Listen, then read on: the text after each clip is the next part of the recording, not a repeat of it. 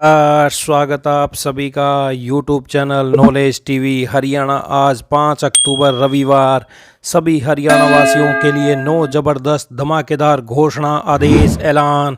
क्या है पूरी अपडेट, आइए देखते हैं। हरियाणा की हर छोटी से बड़ी योजना, घोषणा, आदेश, निर्णय सभी की जानकारी सबसे पहले आपको यहां पर मिलेगी, तो चैनल को सब्सक्राइब करना ना भूलें। तो चलिए देखते हैं सभी हरियाणा वासियों के लिए 9 बड़ी खबरें, घोषणा, ऐलान। हरियाणा मुख्यमंत्री ने नई ऐप लॉन्च की है। महारी सड़क एप्लीकेशन का शुभारंभ कर दिया है। महारी सड़क एप्लीकेशन का शुभारंभ। सड़क संबंधी समस्याएं रिपोर्ट और हल कैसे कर सकते हैं। महारी सड़क ऐप पर क्लिक करें और फोटो को जियो टैग करें। कुछ सेकंड में अपलोड करें, शिकायत दर्ज हो जाएगी। त्वरित एसएमएस पुष्टि प्राप्त करें। कभी भी शिकायत की स्थिति ट्रैक कर सकते हैं। हरियाणा में अब खराब सड़कों की ऑनलाइन शिकायत की जा सकेगी। मुख्यमंत्री नायब सैनी ने महारी सड़क मोबाइल ऐप हरपथ की पंचकुला से लॉन्चिंग की है। सीएम सैनी ने इस दौरान बताया कि राज्य की सभी सड़कों को गड्ढा मुक्त करने के लिए इस एप्लीकेशन का शुभारंभ किया गया है। तो योजना के तहत कोई भी नागरिक खराब सड़क की फोटो खींचकर फोन के जरिए अपलोड कर सकता है। शिकायत के बाद स्थिति को ट्रैक भी कर सकते हैं। खराब सड़कों के अलावा अन्य समस्याओं को भी शिकायत दर्ज कर सकते हैं। तुरंत कार्रवाई होगी। तो कैसे करनी है शिकायत। ऐप सड़कों से जुड़ी समस्याओं को जीपीएस के जरिए जियो टैग करता है। शिकायत दर्ज होने पर यह स्वचालित रूप से संबंधित निरीक्षण एजेंसियों को भेजी जाती है, जैसे लोक निर्माण विभाग। फील्ड में तैनात अधिकारी ऐप पर सड़कों से जुड़े अपडेट साझा करते हैं। तो योजना से सड़कों की सीधी जानकारी मिल सकेगी। अधिकारियों की जवाबदेही तय होगी। जल्द होगा समाधान। तय समय में समस्याओं का समाधान होगा।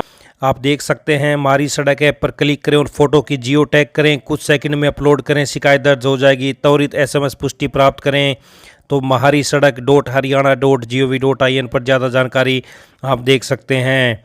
आइए अगली बड़ी घोषणा देखते हैं। हरियाणा शहरी विकास प्राधिकरण ने ई नीलामी के तरीके में बड़ा बदलाव किया है। इन बदलावों का मकसद है कि मकान, दुकान, संस्थान और अलग अलग कॉमर्शियल प्रॉपर्टी बंटने में पूरी पारदर्शिता और जिम्मेदारी बनी रहे। अब जो लोग नियम तोड़ेंगे उनके खिलाफ सख्त कदम उठाए जाएंगे और जिन भूखंडों को कैंसिल किया जाएगा उनकी जल्दी से जल्दी दोबारा नीलामी होगी। नए नियमों के हिसाब से अगर कोई भूखंड नियम तोड़ने की वजह से कैंसिल होता है तो उसे 60 दिन के अंदर दोबारा नीलाम करना जरूरी होगा।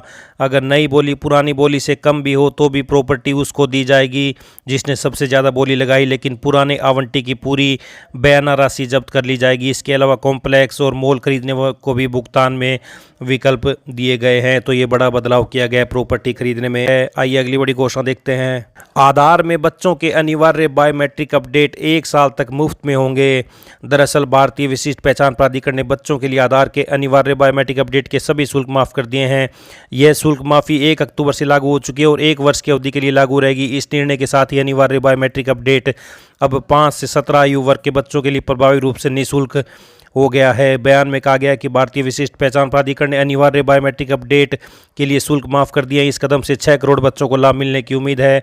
5 साल से कम उम्र के बच्चे का आधार के लिए नामांकन फोटो, नाम, जन्मतिथि, लिंग, पता और जन्म प्रमाण पत्र प्रदान करके किया जाता है। 5 साल से कम उम्र के बच्चों के आधार नामांकन के लिए उनके उंगलियों और आंखों की बायोमेट्रिक नहीं लिए जाते, क्योंकि वे इस उम्र तक परिपक्व नहीं होते। मौजूदा नियमों के अनुसार 5 साल की उम्र के बाद बच्चों की उंगलियों के निशान, आंखों की पुतलियों और तस्वीर का आधार अपडेट करना अनिवार्य है। तो आधार में बच्चों के अनिवार्य बायोमेट्रिक अपडेट 1 साल तक मुफ्त में होंगे।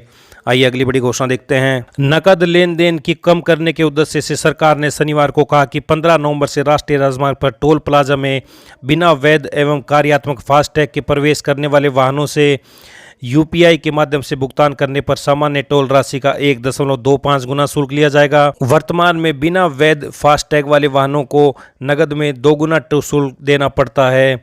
उदाहरण के लिए यदि किसी वाहन को 100 रुपये का उपयोगकर्ता शुल्क यूजर फीस देना तो नगद में भुगतान करने पर शुल्क 200 रुपये और यूपीआई के माध्यम से भुगतान करने पर 125 रुपये होगा।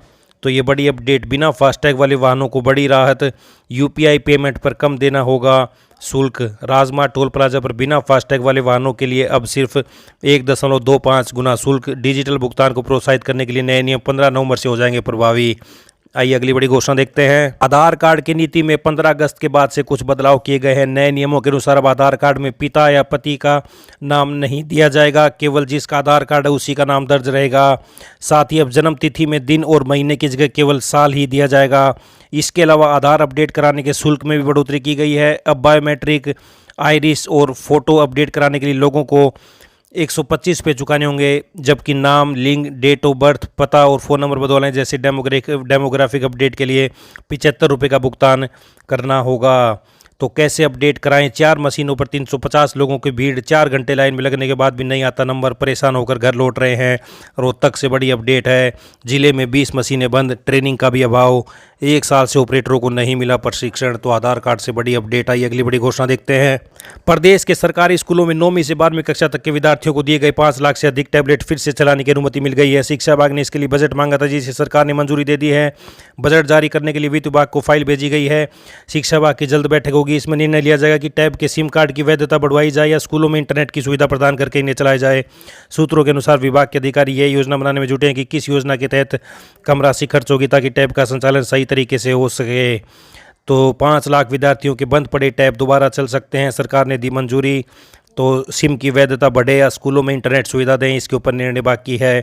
आइए अगली बड़ी घोषणा देखते हैं। पश्चिमी विक्षोभ सक्रिय होने से रविवार आज रात से मौसम में बदलाव दिखेगा, जिससे प्रदेश भर में 8 अक्टूबर तक बारिश व ओलावृष्टि की संभावना है। भारतीय मौसम विभाग ने अगले 3 दिन के लिए येलो ऑरेंज अलर्ट जारी किया है। वहीं सिरसा में सुबह गहरी धुंध दिखाई दी। तो आज से बदलेगा मौसम, बारिश ओलावृष्टि का येलो ऑरेंज अलर्ट। 8 तारीख को दोपहर के बाद मौसम साफ होने के आसार हैं। आइए अगली बड़ी घोषणा देखते हैं।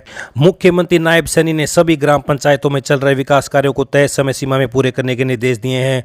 उन्होंने कहा कि अधिकारी हर 15 दिन में कार्यों की प्रगति समीक्षा करें ताकि योजनाओं का लाभ समय पर जनता से पहुंच सके। तो वहीं सीएम ने अधिकारियों को निर्देश दिए कि 500 वर्ग गज तक की समलात भूमि पर बने अनाधिकृत मकानों के नियमितीकरण की प्रक्रिया को तेज किया जाए और इसके लिए ग्राम सभाओं की बैठकें आयोजित कर 3 सप्ताह में केसों का निपटान किया जाए। जिन भूमि की मंजूरी मिल चुकी है उनकी रजिस्ट्री 1 महीने में पूरी की जाए। सीएम ने कहा कि मुख्यमंत्री ग्रामीण आवास योजना 2 के तहत जिन लाभार्थियों को अधिकार पत्र मिल चुके हैं उनकी रजिस्ट्री 1 महीने में कराई जाए।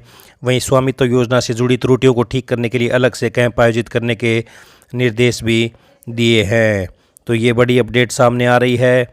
मुख्यमंत्री ने ग्राम पंचायतों में विकास की समय सीमा सीएम ने तय की, हर 15 दिन में समीक्षा करेंगे अधिकारी। आइए अगली बड़ी घोषणा देखते हैं। अब पीएम श्री और मॉडल संस्कृत स्कूल के विद्यार्थियों को निःशुल्क परिवहन सुविधा उपलब्ध कराई जाएगी। परिवहन विभाग ने मान्यता प्राप्त सभी स्कूलों में पढ़ने वाले विद्यार्थियों को मुफ्त परिवहन सुविधा देने के निर्देश जारी किए हैं। इसके तहत बस पास बनाकर ग्रामीण इलाकों से शहर के विद्यार्थियों में पढ़ने वाले छात्रों को रोजाना भारी किराया देने की जरूरत नहीं पड़ेगी। विद्यार्थियों को स्कूल पदाधिकारियों के अनुशंसा पर 6 महीने के आधार पर पास जारी किए जाएंगे। प्रत्येक जिले में स्थित इन स्कूलों के विद्यार्थियों को रोडवेज बसों में मुफ्त यात्रा की सुविधा दी जाएगी। परिवहन विभाग द्वारा उपलब्ध कराए गए पास से विद्यार्थी बस में परिचालक को पास दिखाकर निःशुल्क यात्रा कर सकेंगे। दिन में एक बार ही पास का उपयोग कर सकेंगे। तो पीएम श्री और मॉडल संस्कृत विद्यालय के विद्यार्थियों के बनाए जाएंगे पास। पहले कॉलेज के विद्यार्थियों के ही पास बनते थे, तो अब पीएम श्री और मॉडल संस्कृत विद्यालय के विद्यार्थियों के भी फ्री बस पास बनेंगे। तो ये बड़ी अपडेट आई। अगली बड़ी घोषणा देखते हैं। आपका बच्चा यदि स्कूल में है और आप उसके ट्यूशन कोचिंग पर हर महीने एक बड़ी राशि खर्च कर रहे हैं तो अब इससे बच सकते हैं।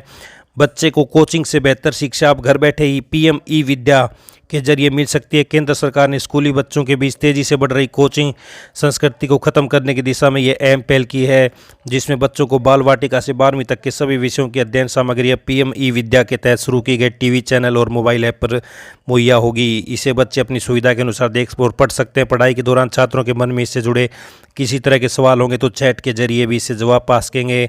वह सब बिल्कुल मुफ्त होगा।